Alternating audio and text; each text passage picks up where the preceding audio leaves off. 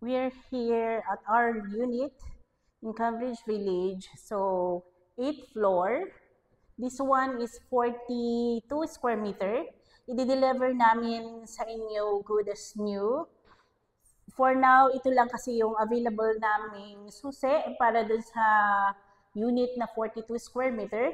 So, ito yung kwarto natin sa 42 square meter.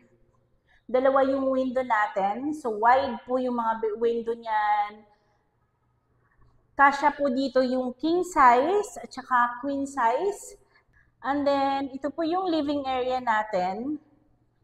Meron din siyang bintana. So, maganda yung ventilation ng unit. Corner unit po ito.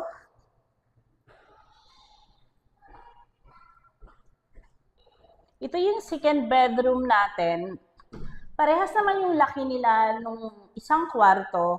Ang difference lang, yung bintana dito, isa lang. So, aayusin po yung unit once na i-deliver po siya. So, pipinturahan po lahat yan. Same siya dun sa kabila, kasya yung queen size o di kaya king size na kama dito. Tapos ito yung toilet and bath natin. Ito po yung partition for laundry area. Yan siya. So, yan yung drainage niya. Tapos ito yung faucet niya. Tapos, malapit po yan yung ating kitchen area. Ito. Pwede kayong magpalagay ng customized na cabinet dito para mas lalong lumaki yung kitchen.